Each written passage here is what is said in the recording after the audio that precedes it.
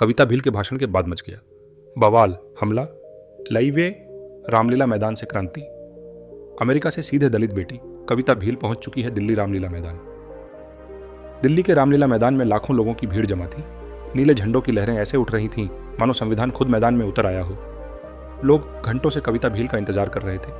वो लड़की जो एक सवाल पूछने पर मंच से बाहर कर दी गई थी, अब देश को संबोधित करने आ रही थी। सुरक्षा के भारी इंतजाम थे, मगर भीड़ में गुस्सा था, भरोसा था और उम्मीद थी। कार्तदेव स्वालय। 11 बजे कविता भील मंच पर आई। नीली साड़ी, कंधे पर बाबा साहब की तस्वीर वाला बैज और आंचल में वही संविधान की प्रति। भीड़ चिल्लाई, जय भीम, संविधान जिंदाबाद, कविता तुम संघर्ष करो, हम तुम्हारे साथ हैं। कविता ने हाथ उठाकर सबको चुप कराया। मैं बोलूंगी, लेकिन उससे पहले एक सवाल, क्या मेरे साथ मंच से निकाली गई हर आवाज आज यहाँ मौजूद है? भीड़ गरजी। हाँ, कविता का भाषण सीधा दिल में उतरता था, शब्द नहीं, जैसे घाव खोल रही थी। जब कोई दलित लड़की सवाल पूछती है, उसे चुप करा दिया जाता है। जब कोई बहुजन बच्चा संविधान पढ़ता है, तो उसे नक्सली कह दिया जाता है। मुझे मंच से हटाया गया क्योंकि मैंने पूछा, स्कॉलरशिप क्यों नहीं मिल रही? हॉस्टल से लड़कियां क्यों निकाली जा रही हैं? क्या संविधान का सवाल पूछना अपराध है? भीड़ एक स्वर में चिल्लाई, नहीं, मैं यहाँ सवाल लेकर आई हूँ, जवाब लेकर जाऊंगी, और अगर जवाब नहीं मिला तो हम सड़कों पर संविधान पढ़ाएंगे, हर चौक पर, हर गांव में, हर थाने के सामने। भाषण के बीच में अचानक मंच के पीछे से एक व्यक्ति दौड़ता हुआ आया और कविता पर पानी की बोतल फेंकी। सुरक्षाकर्मी दौड़े, मंच पर भगदड़ मच गई, लेकिन कविता पीछे नहीं हटी। माथे से खून बह रहा था, फिर भी माइक थामे बोली, ये हमला मुझ पर नहीं, संविधान पर है, और याद रखो, संविधान पर हमला करने वालों का चेहरा आज कैमरों में कैद हो गया है। घटना के बाद ट्विटर, यूट्यूब, इंस्टाग्राम पर कविता भील लाइव अटैक ट्रेंड करने लगा। देश भर में प्रदर्शन शुरू हो गए। पटना में छात्रों ने जुलूस निकाला, भोपाल में महिलाओं ने थालियां बजाकर विरोध किया, लखनऊ में छात्र यूनियन ने सामूहिक संविधान पाठ किया, बेंगलोर में आईटी प्रोफेशनल्स ने डिजिटल ब्लैकआउट किया।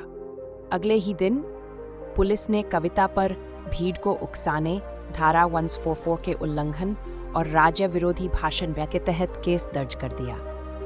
रात 2 बजे थाने की एक टीम कविता के ठिकाने पर पहुंची, लेकिन वहां पहले से हजारों लोग मौजूद थे।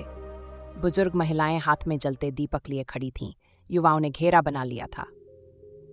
सामूहिक स्वर में नारा गूंजा, हम सब कविता भील हैं। पुलिस को पीछे हटना पड़ा। कुछ न्यूज चैनलों ने कहा, कविता भील देश की एक नई नेता बन रही हैं।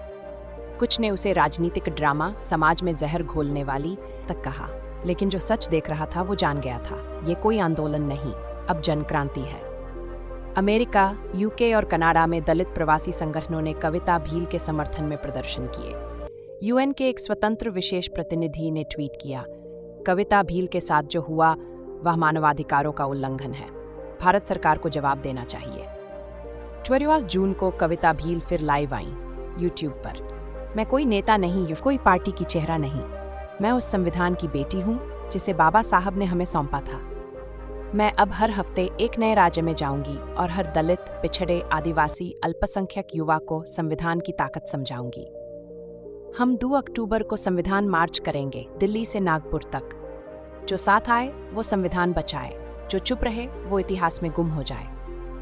लेकिन अगले ही दिन एक सनसनीखेज वीडियो वायरल होता है। एक राज्य मंत्री का सहयोगी खुले मंच पर कहता है, कविता भील को रोकना है तो या तो मुंह बंद करो या रास्ता बंद करो, वरना ये लड़की सरकार गिरा देगी। पूरा देश स्तब्ध रह गया। क्या कविता भील की जान अब खतरे में है? क्या कोई बड़ा राजनीतिक षड्यंत्र शुरू हो चुका?